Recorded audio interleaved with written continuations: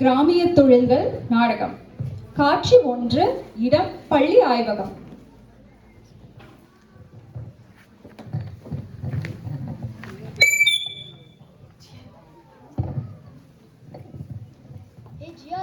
என்னன்னா இதுதான் நம்ம பள்ளி ஆய்வகம்.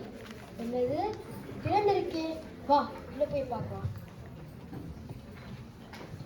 அண்ணா, இதுதான் கால இயந்திரம், அதாவது டைம் மிஷின். டைம் மிஷினா? ஆமா, டைம் மிஷின். அப்போனா இதை வச்சுக்கிட்டு நம்ம எங்க வேணாலும் போகலாம். இப்ப நம்ம ஒண்ணு பண்ணலாம். நம்ம இந்தியால இருக்க கண்ணம்மா பாட்டி அந்த காலத்துல நடந்த கதையெல்லாம் சிறப்பா பேசுவாங்க.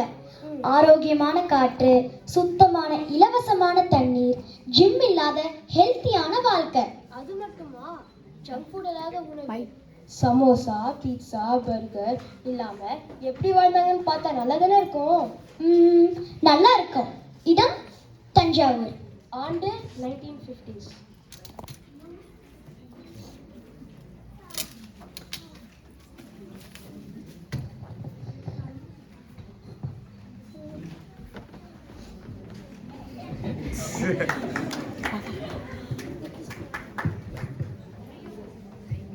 காட்சி 2, இடம் தஞ்சாவூர், வருடம் 1950.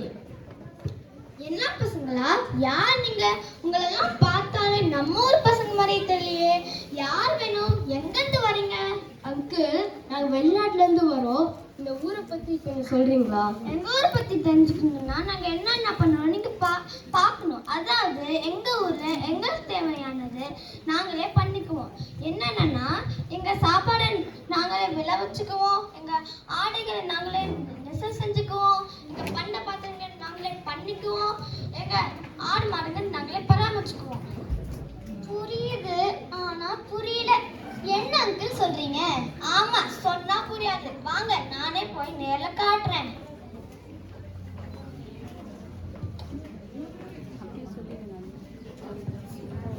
காட்சி 3, இடம் விவசாய நிலம். இதோ இதான் ஏறு உழுதல். அப்படின்னா என்னன்னா அவர்கிட்டே போய் கேட்கலாம். ஐயா, இந்த பிள்ளைகள் கொஞ்சம் விளக்கமா சொல்றீங்களா? உழுதல் அப்படின்னா ஏர்ல மாடுகளை பூட்டி மண்ணை விதை முளைப்பதுக்கும் பழ விளைச்சலுக்கும் ஏற்றபடி பக்குவப்படுத்தி தயார்படுத்துவது. அது எதுக்கு பண்றோம்னா இருக்கிற மண்ணை இலக்கமாக்கி காற்றும் நீரையும் எளிமையா உள்ள போக வைக்கும். ஒரு விதையை போடுறதுக்கு முன்னாடி நிலத்தை பக்குவப்படுத்துவது ரொம்ப முக்கியம். அதனால் அதிகமாக உற்பத்தி கிடைக்கும். அதோ அங்க இருக்கிற கிணத்துல இருந்து ஏற்ற மூலமா தண்ணீர் எடுத்து நிலத்துல பாய்ச்சுவோம். என்ன பிள்ளைங்களா, புரிஞ்சதா? வாங்க அடுத்ததுக்கு போலாம். எப்படி நாத்து நடுறாங்கன்னு போய் பார்க்கலாம்.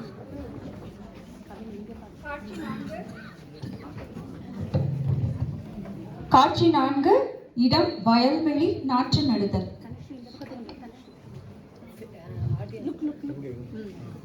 வாங்கனே வாங்க. யார் இந்த பிள்ளைங்க புதுசா இருக்கு? இந்த பிள்ளைங்க நம்ம தெரிஞ்ச பிள்ளைங்க தான். நாத்து நடு கொஞ்சம் விளக்கமா சொல்றீங்களா? இதுதான் நாற்று. நெல் விதைகள் ஒரு 20-25 நாள் விழுந்தா இப்படிதான் இருக்கும். இப்போ நாங்க நல்ல நீர் இருக்க வயலுக்கு போய் இது ஒழுங்கா நடுவோம். ஒரு இடத்துல வளர விடலைன்னா நரக்கமா இருந்தா வளர்ச்சி ஆகாது. ஒவ்வொரு செடிக்கும் சுழியொலி நீர் இடம் வேணும். அதனாலதான் நாங்க இதை ஒவ்வொன்றாக இடைவெளி விட்டு நடுறோம். இது ஒரு 100 நாள்ல நெல் விளைஞ்சு அறுவடை செஞ்சு தட்டுல வந்து சோறா விழுது. அது வா பிள்ளை, இந்த பசங்க ஒரு பேசி இருந்தா நம்ம வேலை யார் பாப்பார்? ரொம்ப நன்றிங்க ஐயா. அப்படியே ஆடு மாடை எப்படி வளர்ப்பீங்கன்னு காட்டுறீங்களா? காட்சி 5, இடம் வயல்வெளி, ஆடு மாடு மேய்த்தல்.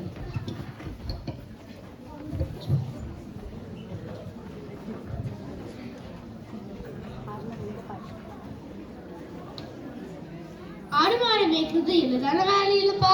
காலையில வேலைக்கு முன்னாடி மாட்டை ஓட்டிட்டு போகணும். நல்ல பெரிய இடமா பார்த்து கூட்டிட்டு போகணும்.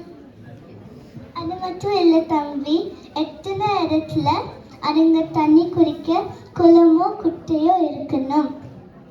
மற்ற காட்டுகள் எதுவும் பக்கம் வரவே பார்த்துக்கணும். வழி மாறாம குச்சி மேய்ச்சிட்டு மாட்டு கொட்டாயில அடிக்கணும். இதுங்க நண்பர்கள் போல. இதுங்க குடிக்கிற பால், அதுல இருந்து வர தயிர், மோர், வெண்ணெய் எல்லாம் வித்து தான் நம்ம பொழப்பு ஓடுது. தம்பி, பேசிக்கிட்டு மாட்டிக்கிட்டு போயிடாத. அது எல்லாம் ஜல்லிக்கட்டு மாடு.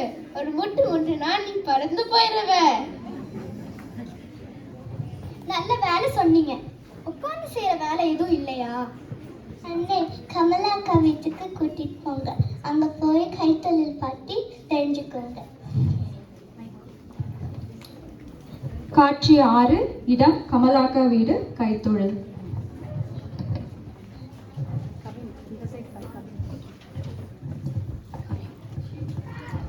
மண்பாண்டியங்கள் எல்லாராலும் செய்ய முடியாது. அதுக்கு கலைநயமும் பொறுமையும் தேவை. மல்லு நல்லா குழைச்சு பானை, குரம், சமைக்கும் பாத்திரம் செஞ்சு சூரிய ஒளியில காய வச்சு நெருப்பு சுட்டு நல்லா உறுதியாக்கணும். பனைமரத்துலேருந்து வர ஓலை, கோரப்பிலை இது எல்லாம் காய வச்சு மெலிசா வளையிற அளவு தண்ணியில் நனைச்சு எல்லாம் தயார் பண்ணிக்கணும். அப்புறம் தேவையான அளவுக்கு வெட்டி ஜடப்பின்ற மாதிரி ஒன்றோடு ஒன்று பின்னி கூடையும் மோனமும் பாயும் என்ன வேணாலும் செஞ்சுக்கலாம். இது ஒன்றும் சுலபமான வேலை கிடையாது.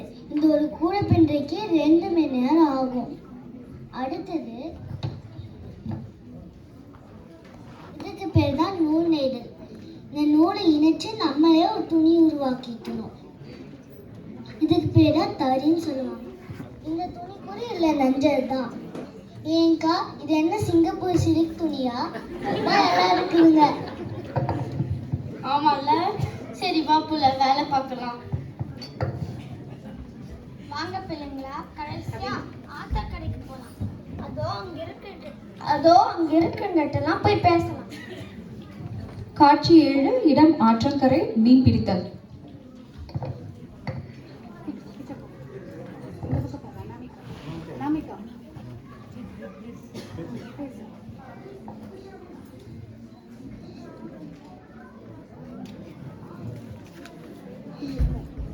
தினமும் மீன் பிடிக்க போக முடியாது. காத்தால வேகம் அன்றைய நாளும் காலநிலை இதெல்லாம் மீன் பிடிக்க போக முடியும். இதுக்கே ஆச்சரியப்படுங்க. இங்க ராமேஸ்வரத்துக்கு போனா நிறையா மீன் பிடிச்சி கப்பலை ஏற்றுமதி பண்றாங்க.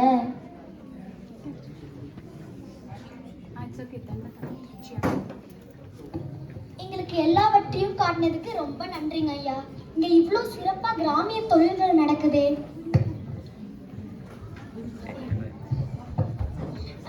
தலங்கப்பா வழியில நின்றுட்டு வெட்டி கடை பேச இருந்துட்டு நானே தண்ணி விட்டு பிள்ளைங்களோட பாண்டி விளையாடணும். யாருங்க சின்ன பொண்ணு இப்படி வாயாடுது? இதான் நம்ம பாரதி தெரு கண்ணம்மா வாயாடி பொண்ணு. அண்ணா, அது நம்ம கண்ணம்மா பாட்டி. ஆமால, இவ்வளவு தேடி தானே வந்தோம்.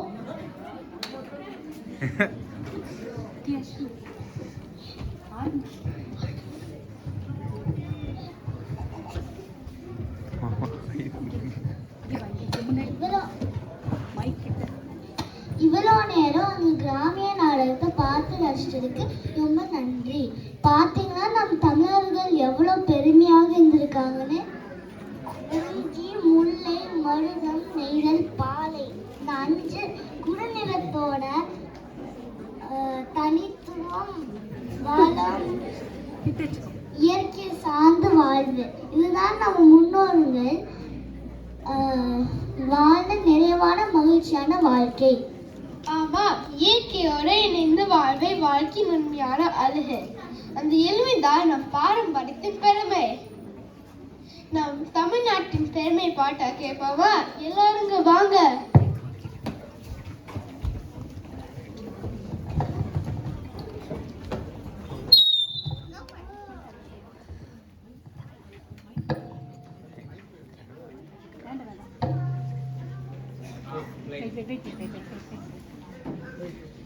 Window side.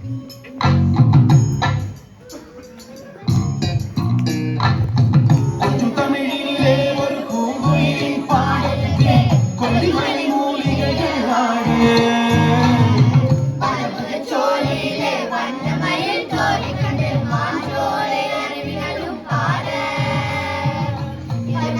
இல்லை என்று மண்ணு கலந்த நாட்டில் 5 வகை நிலங்களையும் கண்டோம் தாயன காக்கும் தமிழ்நாடே வந்தவரை வாழ வைக்கும் நீரே தமிழ்நாடே எங்களே தங்க தமிழ்நாடே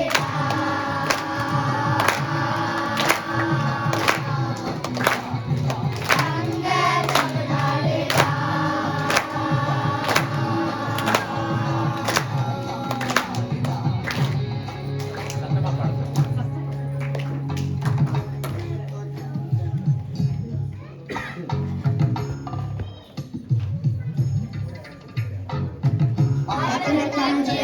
வீரம் தன நல்ல உண்டு சகந்தன தன்மரே